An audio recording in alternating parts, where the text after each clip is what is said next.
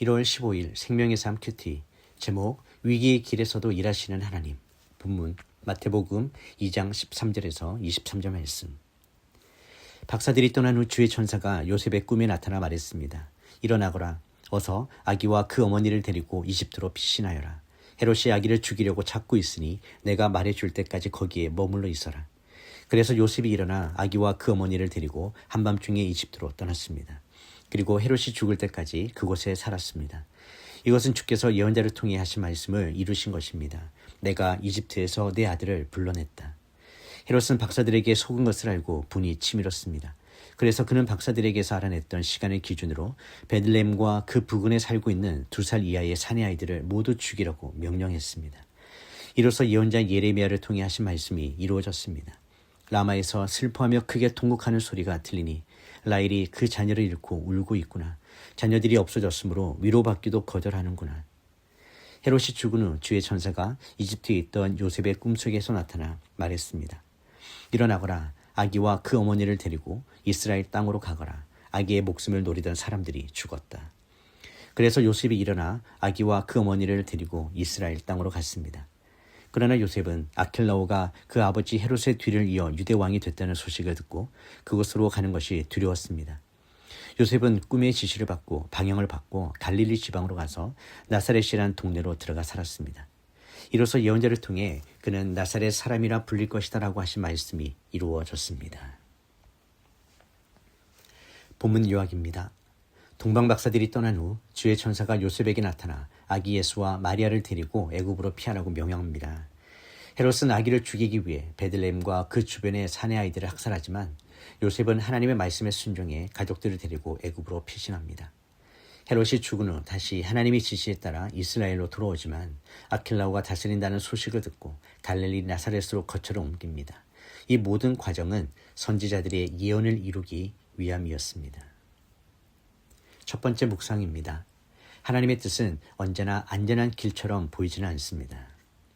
예수님의 탄생 이후의 이야기는 우리가 기대하는 평탄한 축복의 길과는 많이 다릅니다.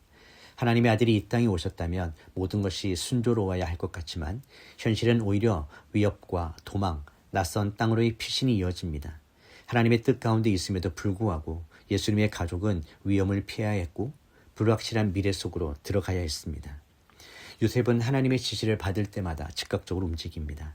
그는 왜 이런 일이 일어나는지를 묻기보다 하나님께서 지금 어디로 가라고 하시는지에 집중합니다. 애굽은 약속의 땅이 아니었고 익숙한 곳도 아니었지만 그곳이 그 시점에서 가장 안전한 하나님의 인도하심이었습니다. 우리는 종종 하나님의 뜻을 편안함과 안정으로만 판단합니다. 그러나 성경은 하나님의 인도하심이 때로는 피하는 길, 돌아가는 길, 숨는 길로 나타날 수 있음도 보여줍니다. 중요한 것은 그 길이 넓은가 좁은가가 아니라 하나님께서 함께 하시는 길인가입니다. 묵상 질문입니다. 나는 하나님의 뜻을 안전함과 편안함으로만 판단하고 있지는 않은지, 지금 하나님께서 나를 피하게 하시는 자리는 어디인지 돌아보십시다. 두 번째 묵상입니다. 순종은 즉각적인 행동으로 드러납니다. 요셉의 순종에는 지체함이 없습니다. 그는 밤중에 일어나 아기와 마리아를 데리고 애굽으로 떠납니다. 상황을 더 지켜보지도 않고 주변 사람들의 의견을 묻지도 않았습니다. 하나님의 말씀이 분명했기에 그는 즉시 행동했습니다. 이 침묵의 순종이 예수님의 생명을 지켜냈습니다. 요셉의 순종은 영웅적인 결단처럼 보이지만 사실은 반복되는 작은 선택의 연속이었습니다. 떠나라 하면 떠나고 돌아가라 하면 돌아오며 다시 방향을 바꾸라는 말씀 앞에서도 불평 없이 따릅니다. 그는 자신의 계획을 고집하지 않고 하나님의 인도하심에 삶의 방향키를 맡깁니다. 우리의 순종은 종종 조금 더 생각해보고 또는 상황이 나아지면 또 확실해지면 이라는 말 뒤로 미루어지곤 합니다. 그러나 하나님의 구원 역사는 지연되어진 순종이 아니라 즉각적인 순종 위에 세워집니다. 요셉처럼 말없이 움직이는 믿음이 하나님의 뜻을 가장 선명하게 드러냅니다. 묵상 질문입니다. 하나님께서 이미 말씀하셨지만 내가 아직 움직이지 않고 있는 영역이 있다면 어떤 것들이 있을까요? 1월 15일 한 줄 묵상 요약입니다. 하나님의 인도하심은 항상 편한 길이 아니라 생명을 살리는 길로 나타납니다. 기도하겠습니다. 하나님 아버지, 주의 뜻 안에 있으면 모든 것이 순조로울 것이라 기대했던 우리의 연약한 생각을 내려놓습니다. 예수님의 길조차 피신과 기다림의 길이었음을 기억하게 하여 주시옵소서.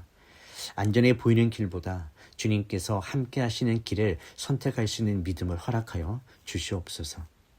요셉처럼 말없이 순종하며 움직일 수 있는 담대함을 주시고 이해보다 신뢰로 한 걸음을 더 나아갈 수 있게 하여 주시옵소서.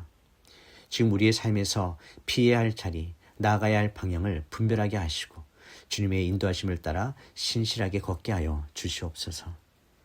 예수님의 이름으로 기도드립니다. 아멘.